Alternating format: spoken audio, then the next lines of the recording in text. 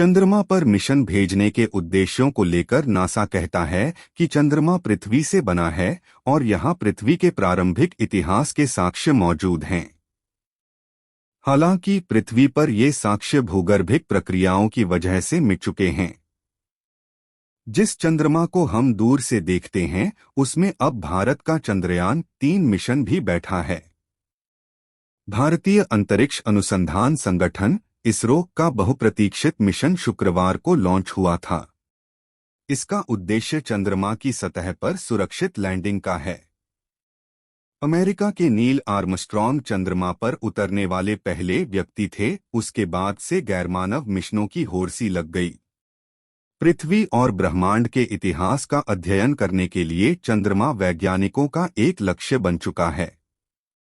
भारत का यह मिशन चंद्रयान-2 की क्रैश लैंडिंग के 4 साल बाद भेजा गया है।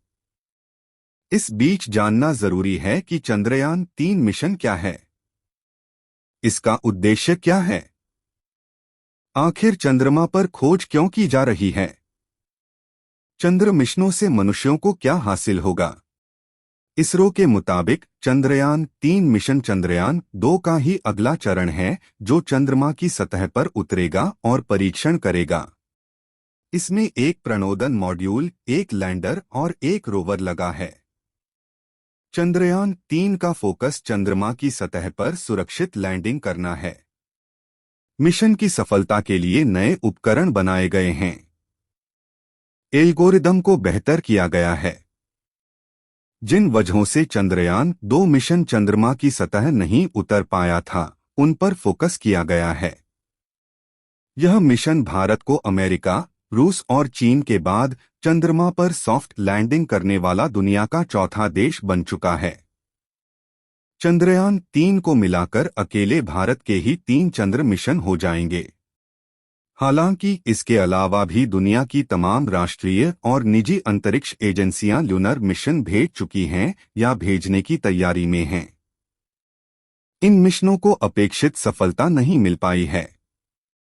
यही कारण है कि आज भी चंद्रमा पर खोज एक चुनौती मानी जाती है।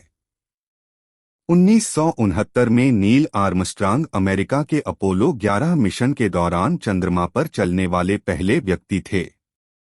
इस ऐतिहासिक मिशन के दशकों बाद भी चंद्रमा का पता लगाना मनुष्य के लिए महत्वपूर्ण हो गया। विशेषज्ञों का कहना है कि जब पृथ्वी और ब्रह्मांड के इतिहास का अध्ययन करने की बात आती है तो चंद्रमा एक खजाना है। चंद्रमा पर मिशन भेजने के उद्देश्यों को लेकर नासा की वेबसाइट कहती है कि चंद्रमा पृथ्वी से बना है और यहाँ पृथ्वी के प्रारंभिक इतिहास के साक्ष्य मौजूद हैं। हालांकि पृथ्वी पर ये साक्ष्य भूगर्भिक प्रक्रियाओं की वजह से मिट चुके हैं। नासा के मुताबिक चंद्रमा वैज्ञानिकों को प्रारंभिक पृथ्वी के नए दृष्टिकोण प्रदान करेगा। पृथ्वी चंद्रमा प्रणाली और सौर मंडल कैसे बने और विकसित हुए जैसे सवालों के जवाब वैज्ञानिकों मिल सकते हैं। इसके साथ ही पृथ्वी के इतिहास और संभवतः भविष्य को प्रभावित करने में क्षुद्रग्रह प्रभावों की भूमिका के बारे में भी पता लगाया जा सकता है। अमेरिकी एजेंसी की माने तो चंद्रमा अनेक रोमांचक इंजीनियरिंग चुनौतियां पेश करता है। यह जोखिमों को कम करने और भविष्य के मिशनों की उत्पादकता बढ़ाने के लिए प्रौद्योगिकियों, उड़ान क्षमताओं, जीवन समर्थन प्रणालियों और शोध तकनीकों का परीक्षण करने के लिए एक उत्कृष्ट जगह है। चंद्रमा की यात्रा मनुष्यों को दूसरी दुनिया में रहने और काम करने का पहला अनुभव प्रदान करेगी।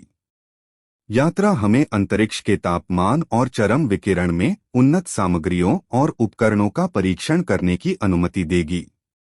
मनुष्य सीखेंगे कि मानवीय कार्यों में सहायता करने, दूरस्थ स्थानों का पता लगाने और खतरनाक क्षेत्रों में जानकारी इकट्ठा करने के लिए रोबोटों का सर्वोत्तम उपयोग कैसे किया जाए।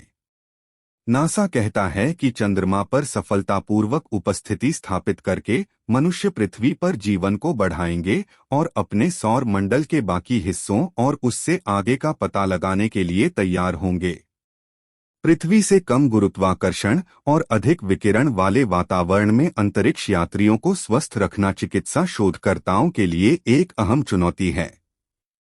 चंद्रमा की खोज तकनीकी नवाचारों और अनुप्रयोगों और नए संसाधनों के उपयोग के लिए नए व्यावसायिक मौके भी मुहैया करती है। अंततः चंद्रमा पर चौकियां स्थापित करने से लोगों और खोजकर्ताओं को पृथ्वी से परे ग्रहों और उपग्रहों तक अन्वेषण और बसाहट का विस्तार करने में मदद मिलेगी। दोस्तों, आगे बढ़ने से पहले वीडियो को लाइक करके चैनल को सब्सक्राइब कर ले, ताकि वीडियो में दी गई जानकारी आप तक पहुंच सके और इसरो के वैज्ञानिकों की मेहनत और प्रयास